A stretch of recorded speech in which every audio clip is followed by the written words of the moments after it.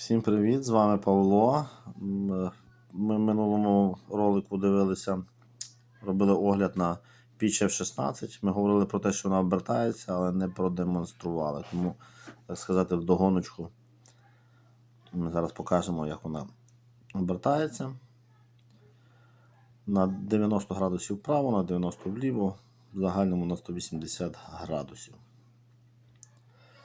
В описі буде посилання на товар, технічні характеристики, мабуть, посилання на відеоогляд. З вами був Павло. Тримайте хвіст пістолет.